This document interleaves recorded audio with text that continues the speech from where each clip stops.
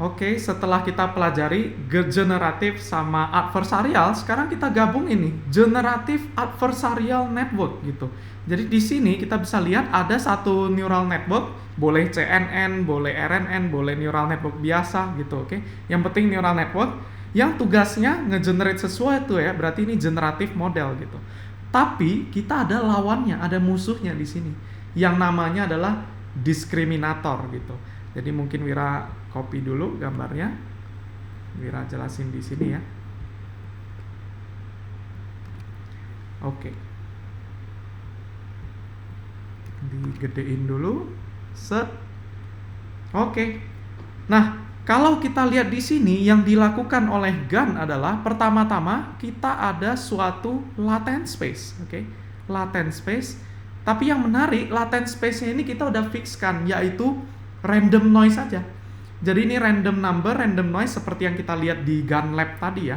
Random noise, nanti generatornya ini tugasnya dari noise ini, dari latent space ini, tolong ditransform dan disampel sebuah data gitu. In this case data kita contohnya adalah emoji ya, emoji wajah senang ini gitu. Oke. Nah, GAN akan berusaha mempelajari sampling yang cocok yang distribusinya itu mirip dengan gambar seperti ini sehingga nanti di generate mungkin ya kayak gini gitu ya, palsu gitu, tapi lumayan lah ya, lumayan mirip gitu. Baru kemudian ada adversarialnya, ada oposisinya, yaitu yang kita sebut sebagai diskriminator, oke? Diskriminator. Kenapa namanya diskriminator? Karena tugas dia adalah menentukan ketika kita input gambar yang asli dan gambar yang palsu, mana yang merupakan gambar asli, mana yang merupakan gambar satu gitu. Ini nanti labelnya 10 gitu ya. Jadi kita pakai sigmoid nanti.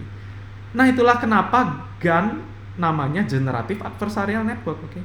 Ini adalah generative model tapi ada dibantu trainingnya itu memanfaatkan oposisi yang di sini namanya adalah diskriminator gitu ya.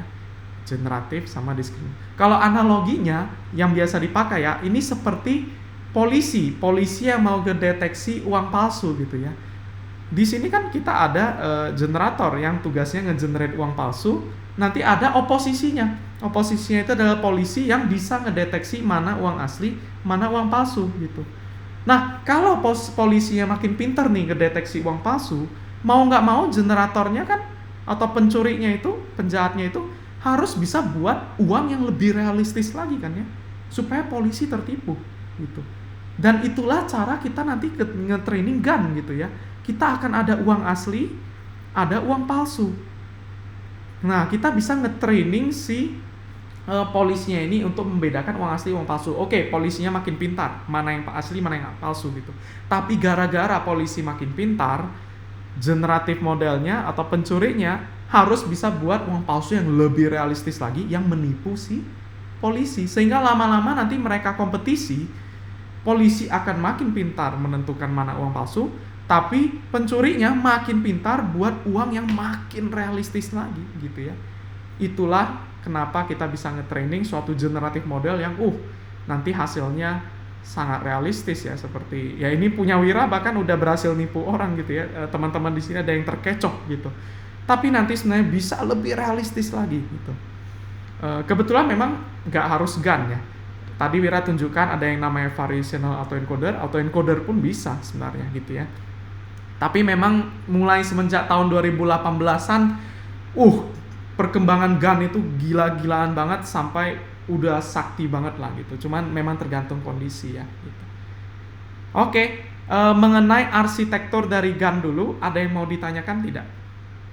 Jadi ada 2 neural network nanti ya. Ada yang mau ditanyakan? Oke, kalau nggak ada, Wira rasa udah cukup untuk arsitekturnya. Kita lanjut ke bagaimana nge-training GAN.